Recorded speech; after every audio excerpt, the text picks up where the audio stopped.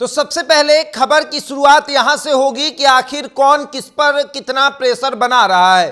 क्या भारतीय जनता पार्टी नीतीश कुमार पर प्रेशर बना रही है या फिर नीतीश कुमार भारतीय जनता पार्टी पर प्रेशर बना रहे हैं। देखिए, बिहार विधानसभा चुनाव बहुत करीब आ चुका है और उसके पहले प्रेशर पॉलिटिक्स जारी है और इस प्रेशर पॉलिटिक्स में खबर यह भी चली कि नीतीश कुमार अब बहुत जल्द एनडीए का साथ छोड़ेंगे और उसके बाद खबर यह भी आई कि अब भारतीय जनता पार्टी नीतीश कुमार के 10 सांसदों को अपने पाले में रख चुकी है। यानी कि नीतीश कुमार के 12 में से 10 सांसद अब अमित शाह के इशारे पर काम करेंगे और कभी भी पार्टी तोड़ सकते हैं। ये तमाम खबरें जब चली तब सबका दिमाग जो है वो हिल गया। नीतीश कुमार भी अब अपनी चुप्पी तोड़ दिए, वो कहें कि नहीं हम लालू यादव की तरफ नहीं जाएंगे। लेकिन सवाल ये उठता है कि ये खबर क्यों चली, ये धुआं क्यों उठा, ये आग क्यों लगी। क्या नीतीश कुमार वाकई में एनडीए के साथ जाने वाले हैं?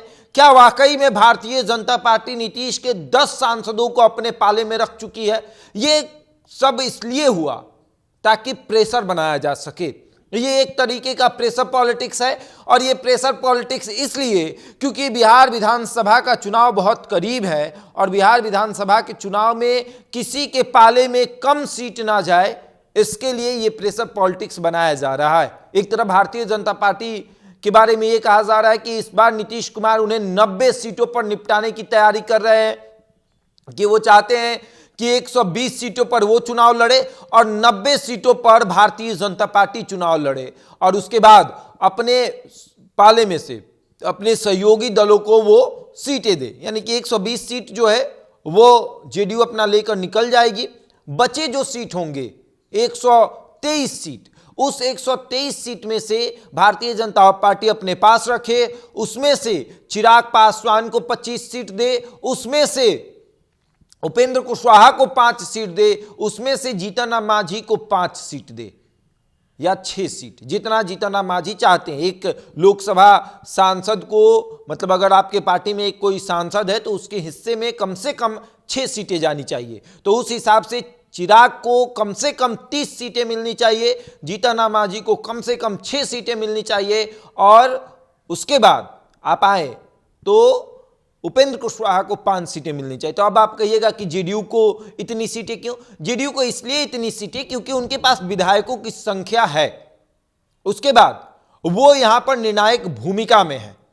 उसके पहले अगर आप देखें तो जेडीयू के लगातार विधायकों की संख्या बेहतर रही है, उसके बाद भी जेडीयू भारतीय जनता पार्टी को लगातार मौका देते रही है। लेकिन इस बार जेडीयू ये चाहती है कि हम बड़े भाई की भूमिका में रहें। जिस तरीके से हमें सब लोग ये चिढ़ाते रहते हैं कि तीसरे नंबर की पार्टी, वो ना हम बन पाए और इसलिए जेडीयू चाहती है कि 120 सीट हमारे पाले में आने चाहिए। वोट प्रतिशत अगर आप देखें तो जेडीयू का वोट प्रतिशत जितना 2005 में था उससे बढ़कर 2010 में आया, उससे बढ़कर 2015 में आया, उससे थोड़ा सा कम 2020 में हुआ है। वोट प्रतिशत डाउन नहीं हुआ है। तो जेडीयू उस वोट प्रतिशत के माध्यम से भी अपने सीटों का बंटवारा करेगी। देखिए, जेडीयू लगातार ये प्रयास कर रही है कि इस बार बेहतर प्रदर्शन कर सके। यानी 2010 में जिस तरीके से 115 विधायक जीत कर आए थे, उसी तरीके से जेडीयू का इस बार रणनीति है कि कम से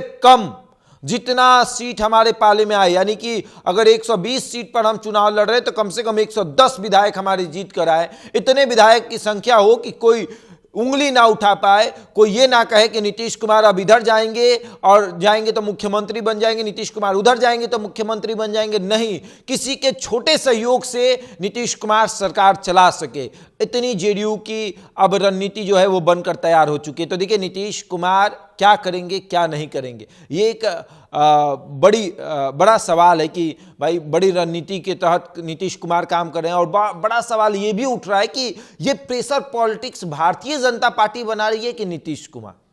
तो अब आप समझ गए कि कौन प्रेशर पॉलिटिक्स बना सकता है, किसके पाले में कम सीट जा रही है। पाले में जा रही है भारतीय जनता पार्टी के कम सीट, और भारतीय जनता पार्टी इसलिए लगातार अपने गुप्त सूत्रों के हवाले से लगातार ये बातें, मैसेज जो है वो बाहर फैलवा रही है कि जेडीयू के 10 सांसद हमारे कब्जे में आ गए हैं, जेडीयू के 10 सांसद को हमने अपने पाले में कर लिया है। ताकि जेडीयू प्रेशर में आए, और जेडीयू जब प्रेशर में आए तो फिर जेडीयू कहे कि भारतीय जनता पार्टी को नहीं, पार्टी मत तोड़िए, आप जिस तरीके से चलाना चाहते हो उस तरीके से चलाइए, पार्टी मत तोड़िए, क्योंकि पार्टी टूटती है तो बदनामी होती है, और अगर चुनाव के समय में पार्टी टूटे तो फिर पार्टी पर तगड़ा असर पड़ता है, और इस असर की वजह से पार्टी कमजोर भी हो जाती है। अब आगे देखिए क्या होता है। बहरहाल इस खबर में इतना ही। बने रहे हमारे साथ और देखते रहे द इंडिया टॉप।